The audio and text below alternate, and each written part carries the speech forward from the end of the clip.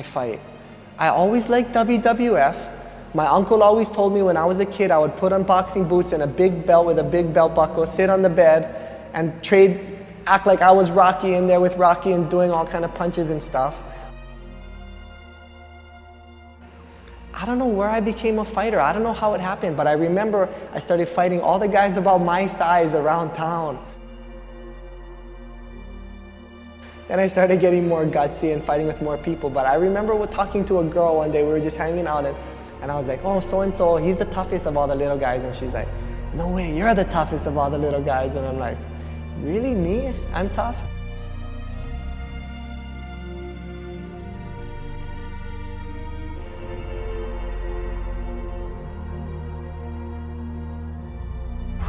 BJ Penn was born to fight, man. That's what that kid was put on this earth to do.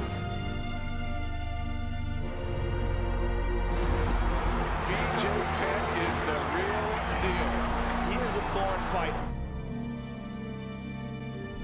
The new undisputed UFC welterweight champion of the world, BJ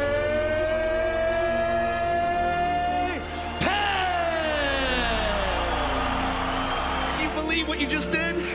Yeah, but when you work so hard for something and then you finally get down it.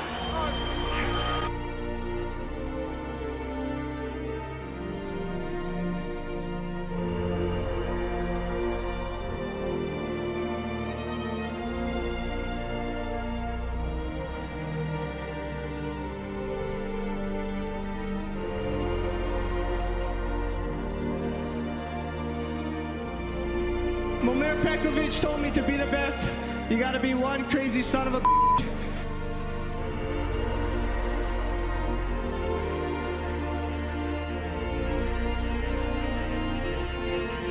Obviously, people want to know, have you officially decided to stop fighting? Yes, of course, this is the end.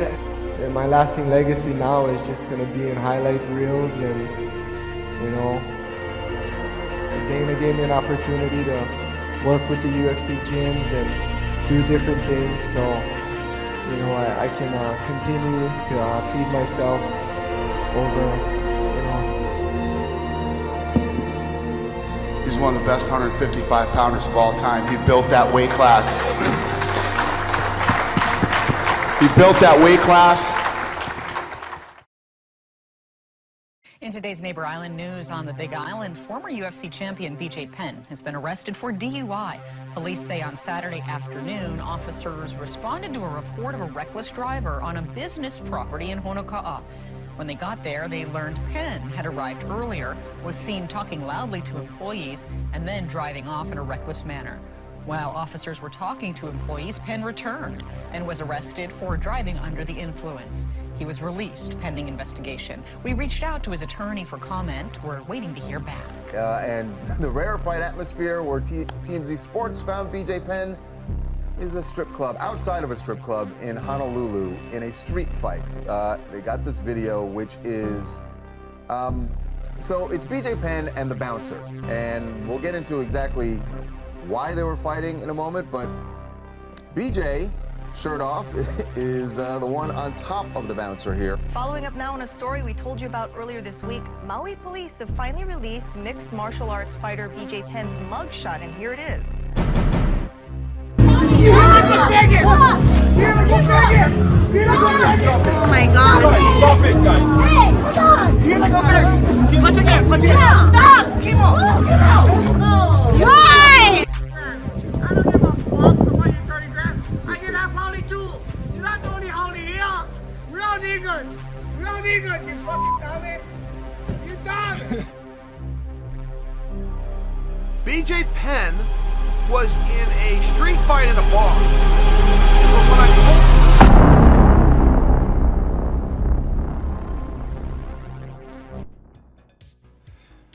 BJ Penn is one of the most celebrated mixed martial artists of all time. In an era of fighting that was defined by how many legendary fighters it produced, BJ still managed to stand out above the rest. BJ was a 2-division champion at welterweight and lightweight, long before Conor McGregor made being the champ popular. BJ's popularity in the mid-2000s is credited with saving the entire lightweight division from being scrapped. At that time, heavyweight and light heavyweight were the only classes anybody gave a shit about, thanks to specimens like No Known Weaknesses Vitor, Mark Kerr, and the gradual transformation of skinny fat underream into horse meat uberream. Whoa! Very fantastic body! The idea of watching fighters who weighed about the same as Mark Kerr's right leg duke it out wasn't high on anyone's priority list. Rivalries with the biggest names in the sport at the time, Matt Hughes, GSP and Frankie Edgar, cemented BJ as a fan favourite, despite the fact that 2 of the 3 rivalries were completely one-sided, with BJ losing every fight against GSP and Frankie. And while BJ is lauded as one of the most influential fighters of all time, he holds the dubious record of second most losses in the UFC at 14, only beaten by Jeremy Stevens. Who the fuck is that guy? Who the fuck is that? And longest losing streak at 7 back-to-back losses. BJ has not won a fight since 2010, before being cut from the roster in 2019. But before we discuss prime, motivated BJ and modern day strip club brawler BJ, we need to go back to 1995 when he was 17 years old.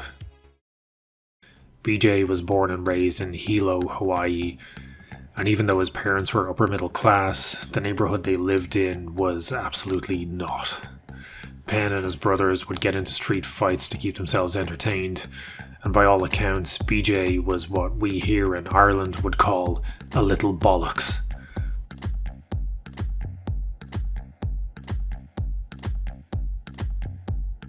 In an effort to put some manners on his little bollocks of a son, BJ's dad dragged him to the gym of Tom Callis, a BJJ black belt who had just set up shop in the area.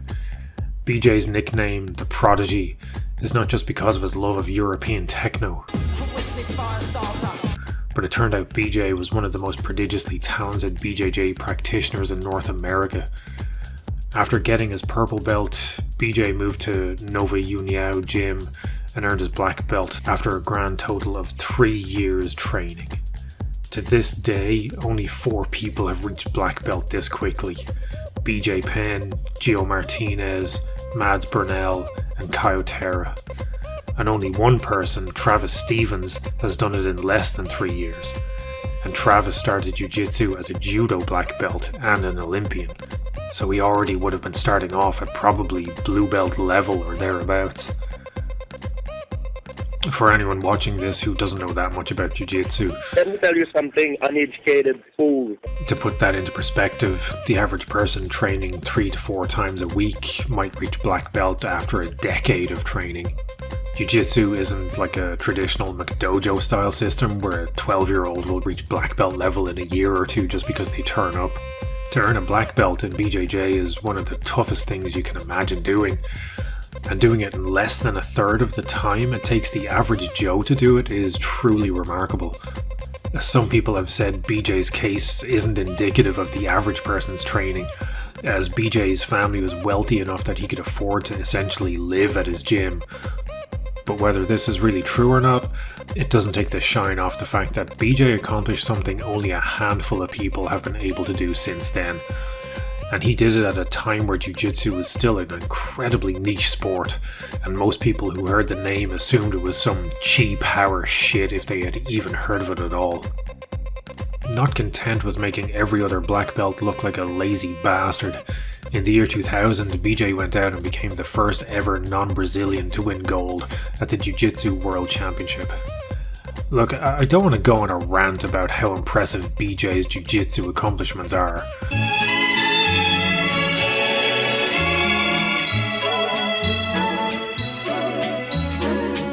But this is like being the first Jedi to blow up a Death Star, or the first Hobbit to not get molested by Gandalf. As someone who loves Jiu-Jitsu, BJ has been one of my heroes for a long time now. Hearing stories of him routinely beating black belts when he was only a blue belt, the way he absolutely crushed his path to black belt, and then becoming the first non-Brazilian to take home gold in a sport absolutely dominated by Brazilians is genuinely inspiring. After the win at the 2000 Worlds, BJ was asked about making a potential move to the fledgling sport of human cockfighting. And in those days, nickels had pictures of bumblebees on them. Give me 5 B's for a quarter, you'd say. Now, where were we? Oh, yeah. The important thing was that I had an onion on my belt. There wasn't much money in MMA at the time. Some would argue there still isn't unless your name is Conor McGregor. But as a sport in the year 2000, MMA was barely a blip on the radar and viewed by most like the inbred cousin of boxing. At the time, BJ had no interest in MMA. His only dream after winning Worlds was to open his own gym and teach BJJ. About a year after his win at Worlds, BJ changed his mind about the whole cage fighting thing and made his debut at UFC 31 Locked and Loaded. BJ fought Joey Gilbert on the prelims and won via TKO, announcing to the tiny percentage of the world that cared about MMA back then that the prodigy had arrived. BJ went on to have back-to-back knockout wins over Dean Thomas and Carl Uno, before a lightweight title fight in 2002 against Jens Pulver at UFC 35 Throwdown. And before we go any further with BJ's story, I feel I need to address the insanity surrounding UFC 35, because it's so old at this point. I reckon most or a lot of you won't know about the literal shit that went down.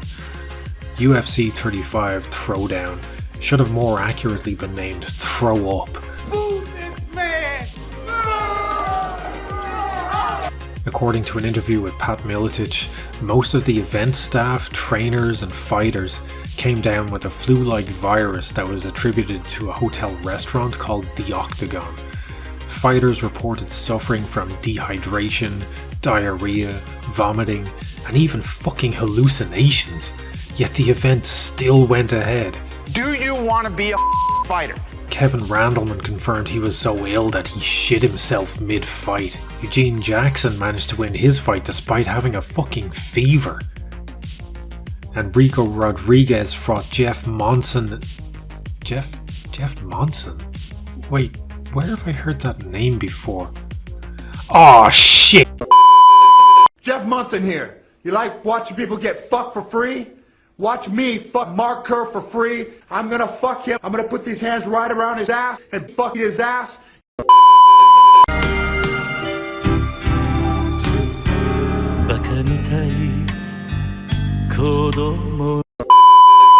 Yeah, early 2000s MMA was fucking wild. Unfortunately for BJ, he lost his championship fight against Pulver. But in 2003, Pulver left the UFC over a contract dispute, leaving the lightweight title sitting vacant. The UFC set up a 4-man tournament to decide who should get the vacant lightweight strap. BJ would eventually fight Carl Uno for the title at UFC 41 Onslaught. The fight went down in the history books for all the wrong reasons. The fight was ruled a majority draw, even though watching the fight today, it's obvious to anyone who's ever watched MMA that BJ won rounds 1, 4 and 5. Uno took 2 and 3, but it should have been scored a win for BJ. Dana White was pissed. The majority draw convinced Dana to put the entire lightweight division on ice and almost killed it entirely. It would take 3 years before the UFC put on another lightweight title fight. After the debacle of UFC 41, BJ went on to fight in a K1 promotion called Rumble on the Rock, where he won the lightweight championship. In 2004, he came back to the UFC and jumped up to welterweight to fight Matt Hughes for the welterweight title. Hughes was one of the biggest names in the sport at this point. A powerful All-American wrestler, he had cleared out the welterweight division and was a huge favourite to win. BJ submitted him in the first round with a rear naked choke. following the win over Hughes, BJ left the UFC. Wait, what? Hold on, let me check my notes here. That doesn't sound right.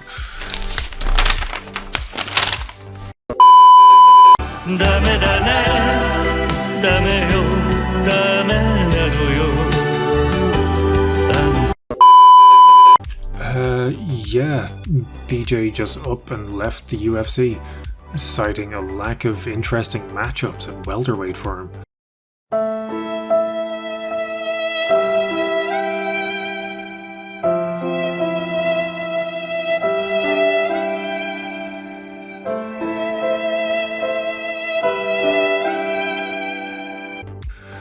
I'm not sure that's really the case though, as the UFC welterweight division at the time had Hughes, Frank Trigg, Sean Shirk and Carlos Newton in it as potential matchups for BJ.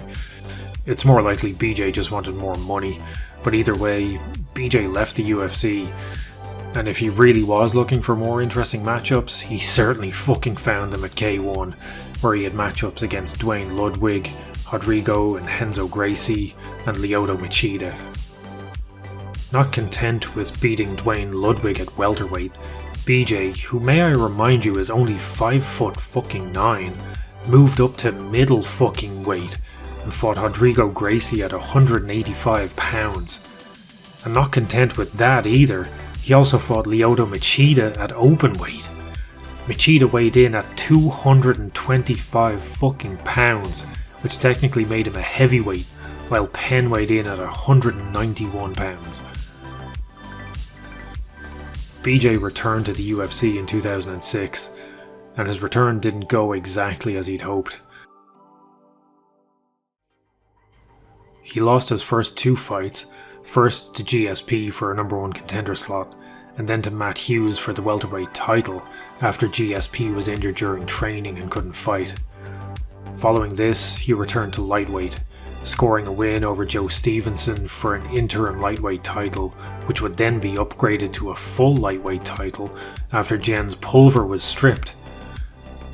Winning the lightweight title made Penn the first man to ever hold a belt in 2 divisions.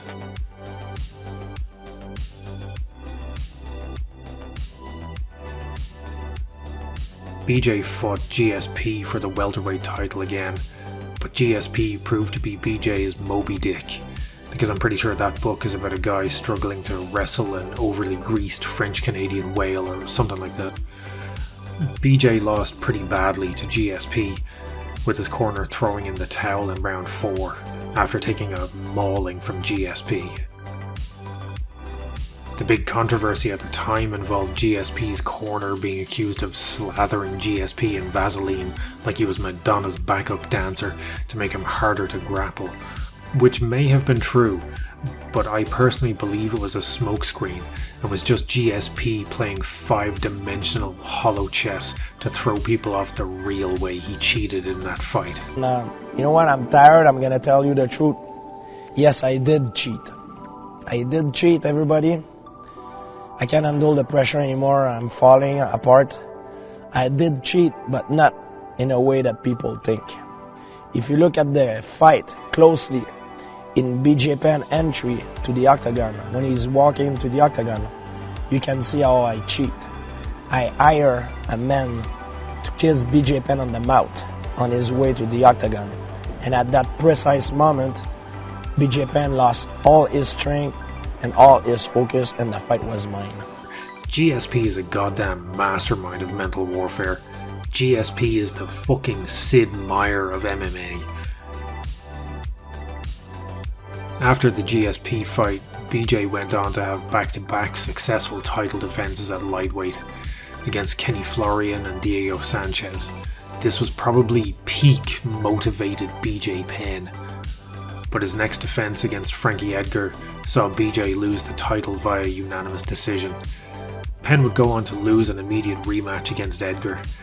The only shining light in his career going forward from here was a 21-second KO of Matt Hughes to reclaim the welterweight title at UFC 123. It was after this point that all of BJ's fights were booked on Native American burial grounds, because after the Hughes KO, his career became cursed. Between 2011 and 2019, BJ did not win a single fight. A losing skid longer than Anderson Silva's, and currently the most back-to-back losses in the UFC. I'm not going to go into every loss in detail, but motivated BJ was a thing of the past. The BJ who we saw jumping out of swimming pools and running underwater carrying boulders was gone. BJ fought to a majority draw in his first title defense, and after that dropped 7 straight fights. In his defense, BJ was unfortunate enough to have been matched up against people like an up-and-coming Rory MacDonald, a man who would go on to have possibly the most violent fight of all time against Robbie Lawler. He was also thrown to the wolves against real-life Tekken character Yair Rodriguez, who would also go on to have one of the bloodiest 5-round wars of the last decade against the Korean Zombie. So whoever was in charge of matchmaking and thought that an over-the-hill BJ Penn could handle this guy must have been on fucking crack. On the flip side of this, however, he also lost to the UFC's answer to the Brooklyn brawler, Dennis Seaver, which really isn't a good look for anyone.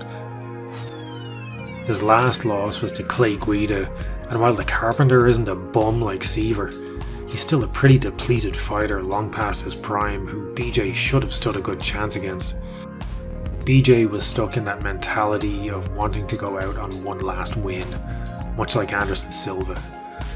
For legends like Silva or Penn, the idea of walking off into the sunset with nothing but a string of losses to your name is unthinkable. Yet despite being matched up against professional Can Dennis Seaver, the one last win was yet another white whale for BJ. But worse than the losses that were stacking up were BJ's appearances on the news. In 2015, he was arrested for assault after a drunken brawl outside a bar. In 2019, Penn's estranged girlfriend filed a restraining order alleging years of physical and sexual abuse. In June 2019, a drunken Penn fought a bouncer outside of a strip club. In August 2019, Penn was involved in a bar brawl and subsequently released from the UFC. In 2020, Penn was involved in a single car accident. Penn was investigated by the Hilo Police Department for DUI, and his blood was drawn at the scene, but no charges have been filed. In December 2020, a paternity lawsuit was filed against Penn by the mother of his most recent child. And in 2021, Penn was arrested and charged with DUI again. Penn was later released from jail hours after his arrest, pending an investigation. And at this point, all jokes or memes go out the window. There's nothing funny or amusing about this. BJ needs help. I'm not saying BJ is an alcoholic, as I don't know the man and can't speak for him or diagnose him based on some news articles. But I will say he's showing a lot of alcoholic tendencies, and no one who is doing well on a personal level gets arrested for this many DUIs and drunken bar brawls. And aside from the spectre of addiction, there's also the even more sinister idea that CTE could be playing a part in all of this. Over the years, he's taken a lot of punishment, and even though he may only have been TKO'd 4 times, who knows if he wasn't getting into shoot-a-box style gym wars. BJ is from that era of real tough guy fighters where sparring was treated like a full-on fight, and we see the results of that today in fighters like Spencer Fisher, who is suffering from severe CTE symptoms. Shit, we've seen the videos of BJ brawling outside of the strip club. He got absolutely blasted with a KO by some random strip club jockey and landed on his head. Who knows how often this happened when someone wasn't around to film it. This is pure speculation, however, but mood swings and aggression can be signs of CTE. The saddest part of this is that there is literally no reason for BJ to be acting this way. BJ isn't some broke former fighter jobbing in the bum leagues just to pay rent. Take a look at Jens Pulver, BJ's former rival. He's reduced to appearing in Street Beef's videos nowadays for cash. But BJ's family has money, and BJ has money. BJ's worth an estimated 20 million at this point. If he wanted to do nothing for the rest of his life but teach Jiu Jitsu in the morning and spend his evenings sipping cocktails on the beach, he could. If he wanted to spend the rest of his life diving into a vault of money Scrooge McDuck style and using $100 bills to light his cigars, he could fucking do that too. Unfortunately, only BJ can help himself at this point.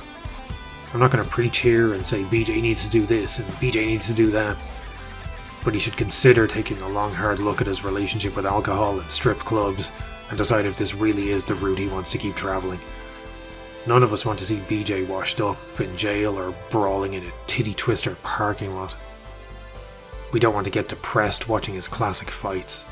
We don't want BJ to become a cautionary tale. BJ is one of the greatest to ever do it.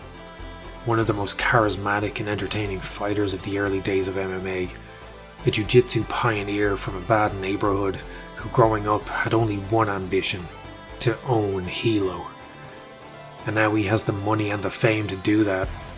And no one more than me wants to see BJ enjoying his retirement on that Hawaiian beach, swan diving into his vault of money, teaching BJJ to kids who idolize him, jumping out of swimming pools, being motivated, and remaining for all time the prodigy.